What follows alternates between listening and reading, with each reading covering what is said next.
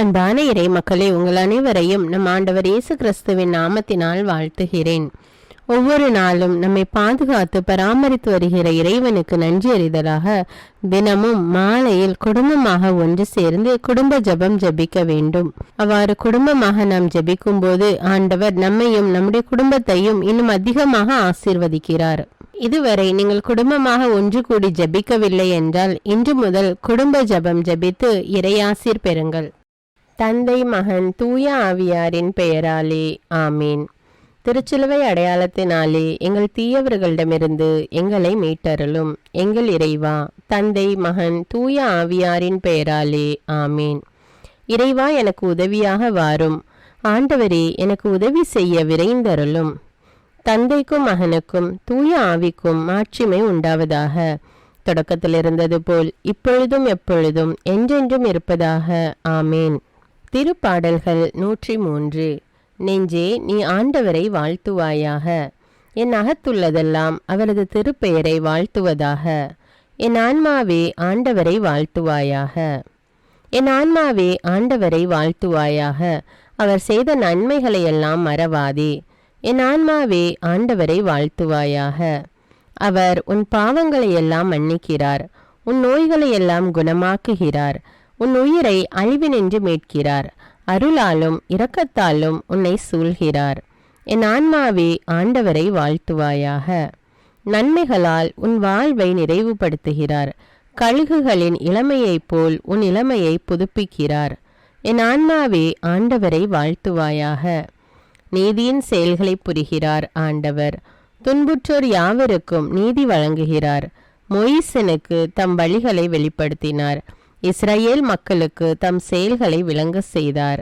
என் ஆன்மாவே ஆண்டவரை வாழ்த்துவாயாக. ஆண்டவர் இரக்கமும் கருணையும் உள்ளவர், சினம் கொள்ள தாமதிப்பவர், ஏராளமான காருண்யம் கொண்டவர், ஓயாமல் கடிந்து கொள்பவர் அல்ல, முடிவின்றி கோபம் காட்டுபவர் அல்ல. என் ஆன்மாவே ஆண்டவரை வாழ்த்துவாயாக. நம்முடைய பாவங்களுக்கு ஏற்றபடி நம்மை தண்டிப்பதில்லை, நம் குற்றங்களுக்கு தக்கபடி நமக்கு ஆக்கினை இடுவதில்லை. என் ஆன்மாவே ஆண்டவரை வாழ்த்துவாயாக. ஏனெனில் வானுலகம் பூ உலகத்திற்கு எவ்வளவு உயர்ந்துள்ளதோ அவ்வளவுக்கு அவர் தமக்கு அஞ்சு நடப்பவர்களுக்கு தயவு காண்பிக்கிறார். மேல் திசைக்கும் கீழ்த்திசைக்கும் எவ்வளவு தூரமோ அவ்வளவு தூரத்திற்கு நம் பாவங்களை நம்மிடமிருந்து அகற்றியுள்ளார். என் ஆன்மாவே ஆண்டவரை வாழ்த்துவாயாக. தந்தை தன் மக்களுக்கு இறங்குவது போல் ஆண்டவர் தமக்கு அஞ்சுகிறவர்கள் மேல் இரக்கம் காண்பிக்கிறார். ஏனெனில் அவர் நம்முடைய நிலைமையை நன்றாய் அறிந்திருக்கிறார். நாம் தூசிக்கு சமம் என்று அவருக்கு தெரியாமல் இல்லை. என் ஆன்மாவே ஆண்டவரை வாழ்த்துவாயாக. மனிதனின் வாழ்நாள் புல்லை போன்றவை, வயல்வெளிகளின் பூக்களைப் போல் காற்றடித்ததும் அது வதங்கி விடுகிறது, இருக்கிற இடம் தெரியாமல் போய்விடுகிறது. என் ஆன்மாவே ஆண்டவரை வாழ்த்துவாயாக. ஆண்டவருடைய தயவோவெனில் அவருக்கு அஞ்சி நடப்போர் மீது என்றென்றும் நிலை நிற்கும். அவருடைய நீதியோ அவருடைய உடன்படிக்கையை கடைபிடித்து அவரது கற்பனைகளின்படி நடக்க அவற்றை நினைவு கூறும் தலைமுறைகள் மீது நிலைத்திருக்கும். என் ஆன்மாவே ஆண்டவரை வாழ்த்துவாயாக. ஆண்டவருடைய வார்த்தையை கேட்டு அவருடைய சொற்படி நடக்கும் ஆண்டவரின் வல்லமை உள்ள தூதர்களே, அவரை வாழ்த்துங்கள்.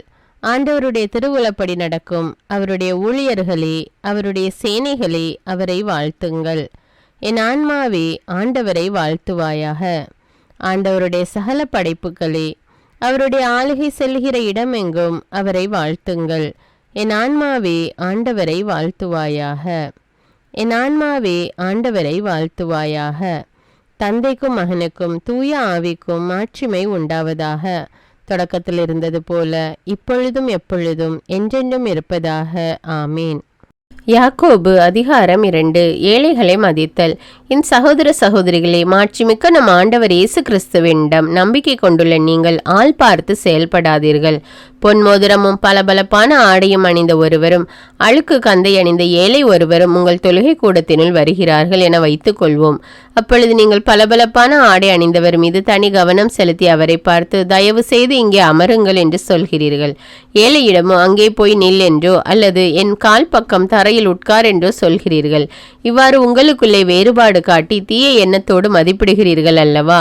என் அன்பார்ந்த சகோதர சகோதரிகளே, நான் சொல்வதை கேளுங்கள். உலகின் பார்வையில் ஏழைகளாயிருப்பவர்களை நம்பிக்கையில் செல்வர்களாகவும் தம் மீது அன்பு செலுத்துபவருக்கு வாக்களிக்கப்பட்ட அரசை உரிமை பேராக பெறுபவர்களாகவும் கடவுள் தெரிந்து கொள்ளவில்லையா? நீங்களோ ஏழைகளை அவமதிக்கிறீர்கள். உங்களை கொடுமைப்படுத்தி நீதிமன்றத்துக்கு இழுத்து செல்வோர் யார்? செல்வர் அல்லவா? கடவுள் உங்களுக்கு கொடுத்துள்ள நற்பெயரை பழிப்பவர்களும் அவர்கள் அல்லவா? உன் மீது நீ அன்பு கூறுவது போல் உனக்கு அடுத்திருப்பவர் மீதும் அன்பு கூறுவாயாக என்னும் இறையாட்சியின் சட்டம் மறைநூலில் உள்ளது. இதை நீங்கள் கடைபிடித்தால் நல்லது. மாறாக நீங்கள் ஆள் பார்த்து செயல்பட்டால் நீங்கள் செய்வது பாவம். நீங்கள் குற்றவாளிகள் என சட்டமே உங்களுக்கு தீர்ப்பளிக்கும்.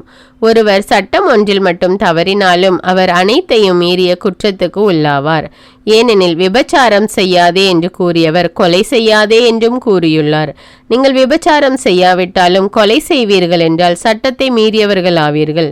விடுதலை அளிக்கும் சட்டத்தின் தீர்ப்புக்கு உட்பட வேண்டியவர்களுக்கு ஏற்றதாய் உங்கள் பேச்சும் நடத்தையும் அமைதல் வேண்டும். ஏனெனில் இரக்கம் காட்டாதோருக்கு இரக்கமற்ற தீர்ப்புதான் கிடைக்கும். இரக்கமே தீர்ப்பை வெல்லும். நம்பிக்கையும் நற்செயல்களும்.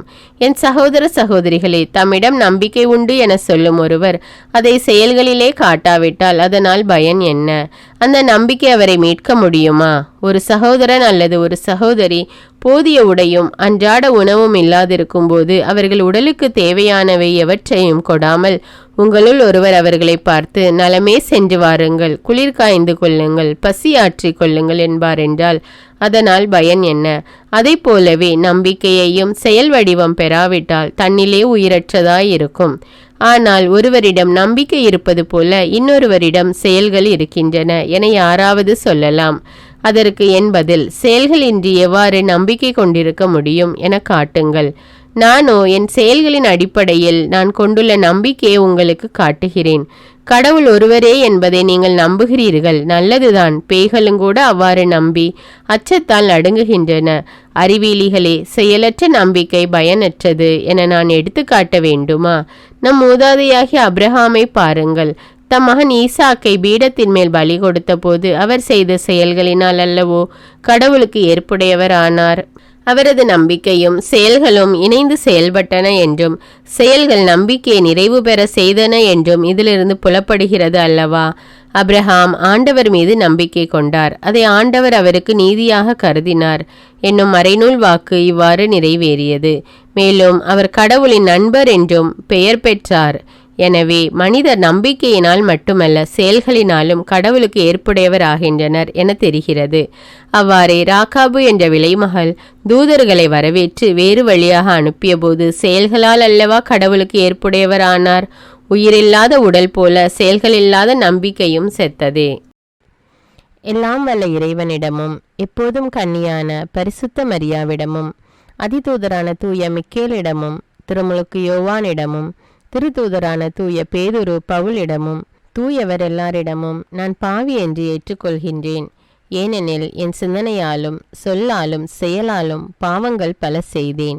என் பாவமே, என் பாவமே, என் பெரும்பாவமே.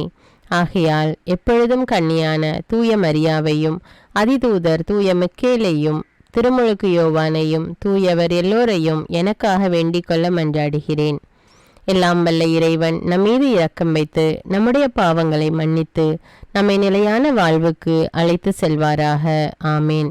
எல்லாம் வல்ல இரக்கமுள்ள ஆண்டவர் நமக்கு பாவ மன்னிப்பும் பொறுத்தலும் விமோச்சனமும் அளிப்பாராக. ஆமேன். குடும்ப மன்றாட்டு.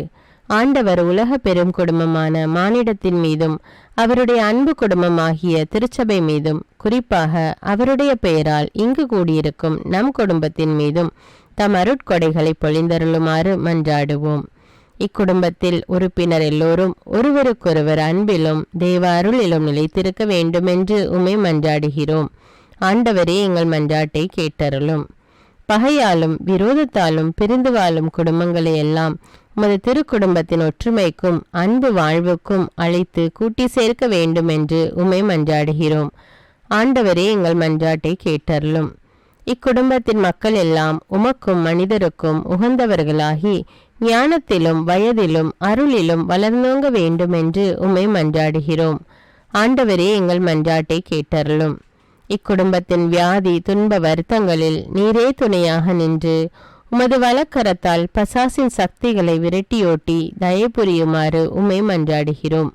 ஆண்டவரே, எங்கள் மன்றாட்டை கேட்டருளும்.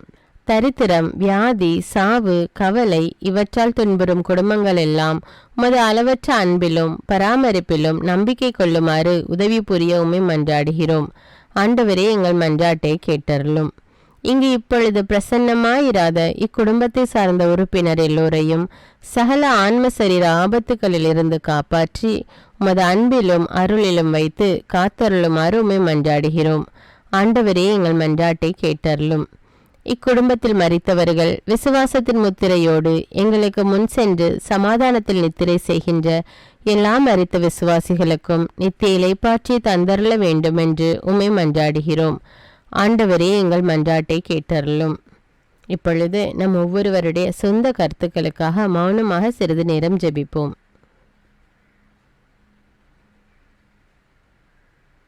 எல்லாம் வல்ல சர்வேஸ்வரா, உமது திருமகன் இயேசு கிறிஸ்து மரியாளுக்கும் சூசையப்பருக்கும் பணிந்து குடும்ப வாழ்வை சொல்லறிய புண்ணியங்களால் அர்ச்சிக்க வேண்டும் என்று திருவுளமானீர். அவருடைய பெயரால் இங்கு கூடியிருக்கும் இக்குடும்பத்தை கண்ணோக்கி பாரும். அத்திரு குடும்பத்தின் முன் மாதிரிகையை இக்குடும்பமும் கண்டு பாவித்து இறுதியில் திரு ஏக சர்வேஸ்வரனாய் வாழும் உமது நித்திய குடும்பத்திற்கு வந்து சேர அருள் புரியும். உம்மோடும் பரிசுத்த ஆவின் ஐக்கியத்தில் சர்வேஸ்வரனாய் என்றென்னும் வாழ்ந்து ஆட்சி செய்கின்ற எங்கள் ஆண்டவரும் உம்முடைய சுதனுமாகிய அதே இயேசு கிறிஸ்துவின் வழியாக உம்மை மன்றாடுகிறோம். ஆமீன். இயேசு வாழ்ந்து இறந்தார் என்பது நற்செய்தி அல்ல. அவர் இறந்து உயிர் தெழுந்து இன்றும் வாழ்கிறார் என்பதே நற்செய்தி.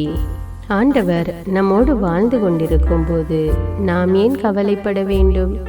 நம்முடைய மன்றாட்டுக்கள், விண்ணப்பங்கள் அனைத்தையும் நன்றியோடு நம் ஆண்டவருடைய சமூகத்தில் இப்பொழுது எடுத்து வைப்போமா? பரலோகத்தில் இருக்கின்ற எங்கள் பிதாவே, விண்ணையும் மண்ணையும் அழியாமல் நிலை வாழ்வு பெறும் பொருட்டு அந்த மகனையே அளிக்கும் அளவுக்கு உலகின் மேல் அன்பு கூர்ந்தவரே, தம்மை நோக்கி மன்றாடும் யாவருக்கும் உண்மையாய் தம்மை நோக்கி மன்றாடும் யாவருக்கும் அருகில் இருக்கும் ஆண்டவரே, உம்மை ஆராதிக்கிறோம், உம்மை போற்றுகிறோம், உம்மை துதிக்கிறோம், உமக்கு நன்றி செலுத்துகிறோம். ஆண்டவராகிய இயேசுவே, எங்கள் மெசியாவே, எங்கள் நல்லாயனே, உலகின் ஒளியானவரே, எங்கள் மீட்பரே, வாழ்வும் வழியும் உண்மையுமானவரே, பரலோகத்திலிருந்து இறங்கி வந்த இயேசுவே, பாவியை தேடி வந்த இயேசுவே, நோயுற்றோரை குணப்படுத்தும் இயேசுவே, உலகின் பாவங்களை போக்கும் செம்மறியே, உம்மை அன்பு செய்கிறோம், ஆராதிக்கிறோம். எங்கள் மீட்பரே, எங்களுடைய பாவங்களுக்காக நீர் சிலுவையில் மரித்து மரணத்தினின்று உயிர் தெழுந்து இப்பொழுது பிதாவின் வலப்பக்கத்தில் எங்களுக்காக பரிந்து பேசி கொண்டு இருக்கிறீர். உம்மை எங்கள் மீட்பராக ஏற்றுக்கொண்டு உமது பாதத்தில் விழுந்து உமக்கு எங்களை ஒப்பு கொடுக்கிறோம். உமது திரு இரத்தத்தால் கழுவி எங்களை நீதிமான்களாய் மாற்றும் ஆண்டவரே, நாங்கள் செய்த எல்லா பாவங்களையும், குறிப்பாக எங்களுக்கு சாபத்தை கொண்டு வந்த பாவங்களுக்காகவும் மனம் வருந்துகிறோம். எங்களை மன்னியும் தெய்வமே. எங்கள் முன்னோர்களின் பாவங்களினால் ஏற்பட்ட சாபங்களையும் நீர் சிலுவையில் சுமந்து தீர்த்தீர் என்று விசுவசிக்கிறோம். பாவங்களையும் சாபங்களையும் நீக்கி எங்களுக்கு விடுதலையை தாரும். எங்கள் மீட்பரே, உமக்குள் நாங்கள் மன்னிப்பை பெற்றது போலவே எங்களுக்கு தீமை செய்தவர்கள், எங்களை தவறான பாதையில் நடத்தியவர்கள் அனைவரையும் உமது சித்தத்தின்படியே மன்னிக்கிறோம். எங்களை ஆசீர்வதியும். தூய ஆவியானவரே, மாட்சிமிக்க ஆவியானவரே, வாழ்வு தரும் ஆவியானவரே, வல்லமையின் ஆவியானவரே, எங்கள் தேற்றரவாளரே, திடம் தருபவரே, மகிழ்ச்சியின் ஆவியானவரே, விண்ணப்பிக்கும் ஆவியானவரே, நோய் நீக்கும் ஆவியானவரே, பாவத்தை உணர்த்தும் ஆவியானவரே, புது இதயம் அருள்பவரே, புது வாழ்வு அருள்பவரே, இறுதி நாளில் மாந்தர் யாவர் மேலும் ஊற்றப்படும் ஆவியானவரே, சத்தியத்திற்குள் எங்களை வழிநடத்துபவரே, எங்களை உயிர்ப்பிக்கும் ஆவியானவரே, கொடைகளை அருள்பவரே, பாவத்தையும் சாபத்தையும் நீக்குபவரே, உம்மை ஆராதிக்கிறோம், அன்பு கூறுகிறோம், நன்றி செலுத்துகிறோம். எங்களை ஆசீர்வதியும். மூவரு தெய்வமே, எங்களுடைய ஆவி ஆன்மா உடலை உமக்கு ஒப்பு கொடுக்கிறோம். எங்கள் ஆண்டவராம் இயேசுவின் வருகையில் நாங்கள் குற்றமற்றவர்களாய் காணப்பட, நீதிமான்களாய் நிற்க உம்முடைய அருளை வேண்டுகிறோம். தூய்மையின்றி எவரும் கடவுளை காண முடியாது என்ற உண்மையை நாங்கள் அறிந்திருப்பதால் தூய்மை எங்கள் சிந்தனைகளை ஆட்கொள்ள வேண்டுமாய் உம்மிடம் தாழ்ந்து பணிந்து மன்றாடுகிறோம். நீங்கள் இயேசுவை ஏற்றுக்கொண்டபடியே அவருக்குள் வேறு கொண்டவர்களாகவும் அவர் மேல் கட்டப்பட்டவர்களாகவும் அவருக்குள் நடந்து கொள்ளுங்கள் என்ற மறை உண்மை எங்கள் வாழ்வின் அனுபவமாக உம்மிடம் ஜெபிக்கிறோம். நாங்கள் இயேசுவாக வளர்வதற்கு எங்கள் இதயத்தில் விருப்பத்தை உருவாக்குமாறு மன்றாடுகிறோம். உங்கள் பகைவர்களிடம் அன்பு கூறுங்கள், உங்களை சபிக்கிறவர்களை ஆசீர்வதியும், பதில் நன்மை செய்யும் திவ்ய சுபாவத்தை எங்களுக்கு தாரும். என் பொருட்டு மக்கள் உங்களை இகழ்ந்து துன்புறுத்தி உங்களை பற்றி இல்லாதவை பொல்லாதவை எல்லாம் சொல்லும்போது நீங்கள் பேறு பெற்றவர்களே, மகிழ்ந்து பேறு வகை கொள்ளுங்கள். ஏனெனில் விண்ணுலகில் உங்களுக்கு கிடைக்கும் கைமாறு மிகுதியாகும் என்ற உமது போதனையின்படியே எங்களுடைய இறை வாழ்வில் மற்றவர்கள் எங்களை புறக்கணிக்கும் போதும் நிந்தைக்குள்ளாக்கும் போதும் தீயதை பேசும் போதும் நாங்கள் அமைதி காத்து உமது பாடுகளை தியானித்து மிக சிறிய பாடுகளும் எங்களை இயேசுவை போல மாற இயேசுவுக்கு சாட்சி பகர உதவும் என்று உணர்ந்து அதுபோன்ற சூழ்நிலைகளில் உமக்கு நன்றி கூறுவதே உயர்வானது என்று நாங்கள் உணர செய்தருளும். இயேசுவே, கடவுள் வடிவில் விளங்கிய நீர் உம்மையே வெறுமையாக்கி அடிமையின் வடிவை ஏற்று மனிதருக்கு ஒப்பானீர். மனித உருவில் தோன்றி சாவை ஏற்கும் அளவுக்கு, அதுவும் சிலுவை சாவையே ஏற்கும் அளவுக்கு கீழ்ப்படிந்து உம்மையே தாழ்த்தி கொண்டீர். உன்னதங்களில் வாழும் நீர் எங்களுடைய மீட்புக்காக உம்மையே தாழ்த்தி பூ உலகத்திற்கு வந்ததை நாங்கள் உணர செய்தருளும். உமது தாழ்மையையும் தூய்மையையும் நாங்கள் அணிந்து கொள்ள எங்களுக்கு அருள் தாரும். மற்றவர்கள் உயர்விலும் மேன்மையிலும் நாங்கள் மகிழ்வடையும் மனதை எங்களுக்கு தாரும். பிதாவின் திருவுளத்தை நிறைவேற்றுவதே என் உணவு என்றுரைத்த இயேசுவே, பெருமையையும் சுயநீதியையும் எங்களிடமிருந்து நீக்கி தேவ நீதியை எங்களுக்குள் வைத்தருளும். மற்றவர்கள் எங்களுக்கு என்ன செய்ய வேண்டும் என்று நாங்கள் விரும்புகிறோமோ அதையே அவர்களுக்கு செய்ய வேண்டும் என்ற உமது போதனைக்கேற்ப மற்றவர்களுக்கு நன்மை செய்யவும் உதவவும் கொடுக்கவும் எங்களுக்கு உதவியருளும். எங்கள் ஆண்டவரே, நாங்கள் மீட்பின் அனுபவத்தோடு என்றும் வாழ, பாவ மன்னிப்பின் நிச்சயத்தை தொடர்ந்து அனுபவிக்க, பகைவர்களையும் அன்பு செய்ய, வேதனையுறும் உள்ளங்களுக்கு மகிழ்ச்சியை அளிக்க, எதிர்பார்த்த ஒன்று நடவாத போதும் அமைதியுடன் வாழ, காரியங்கள் போதுமான அளவு நடைபெறாத போதும் பொறுமையுடன் வாழ வேண்டுமென்றே நிந்தைக்குள்ளாக்குபவர்களிடமும் கனிவு காட்ட, புறக்கணிப்பவர்களுக்கும் நன்மை செய்ய, நண்பர்கள் உண்மையற்றவர்களாக மாறும்போதும் நாங்கள் உண்மையுடன் இருக்க, கடுமையான சோதனைகளிலும் தன்னடக்கத்துடன் வாழ, தூய கோலத்துடன் உம்மை வழிபட, விசுவாசத்திலிருந்து மகா விசுவாசமான வாழ்விற்கு கடந்து செல்ல ஜெப வீரர்களாய் வாழ, இயேசுவின் சீடர்களாய் வாழ, இயேசுவுக்கு சாட்சி பகர மன்றாடுகிறோம். எங்கள் விண்ணப்பங்களை ஏற்று ஆசீர்வதியும். எதை பற்றியும் கவலைப்பட வேண்டாம். ஆனால் நன்றியோடு கூடிய இறைவேண்டல், மன்றாட்டு ஆகிய அனைத்தின் வழியாகவும் கடவுளிடம் உங்கள் விண்ணப்பங்களை தெரிவியுங்கள். அப்பொழுது அறிவெல்லாம் கடந்த இறை அமைதி கிறிஸ்து இயேசுவோடு இணைந்துள்ள உங்கள் உள்ளத்தையும் மனத்தையும் பாதுகாக்கும் என்ற உமது கட்டளையின்படியே எங்கள் விண்ணப்பங்களை உமது பாதத்தில் சமர்ப்பிக்கிறோம். குறிப்பாக இப்பொழுது உங்களுடைய விண்ணப்பங்கள் என்னவென்று மௌனமாக கூறுங்கள். சர்வ வல்லவரே, விண்ணப்பத்தை கேட்பவரே, இரக்கங்களின் கடவுளே, ஆசீர்வதிக்கிறவரே, அற்புதங்களையும் அதிசயங்களையும் செய்பவரே, உமது திருவுளத்தின்படியே எங்களை ஆசீர்வதியும். உம்மை நாங்கள் காண்பதற்கு எங்கள் கண்களை தூய்மையாக்கும். உமது குரலை நாங்கள் கேட்பதற்கு எங்கள் செவிகளை திறந்தருளும். எங்களுக்கு ஆறுதலையும் தேறுதலையும் சமாதானத்தையும் தந்து ஆசீர்வதியும். உமக்கு நன்றி செலுத்துகிறோம். கோடானு கோடி நன்றி செலுத்துகிறோம். துதி, கன, மகிமை, மாட்சிமை யாவற்றையும் உமக்கே செலுத்துகிறோம்.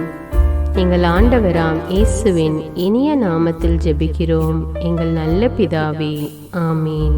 இந்த வீடியோ உங்களுக்கு பயனுள்ளதாக இருந்தா என்பதை எனக்கு கமெண்ட்ஸில் தெரியப்படுத்துங்கள். மேலும் இந்த வீடியோவை பிறரோடு ஷேர் செய்து கொள்ளுங்கள். நன்றி.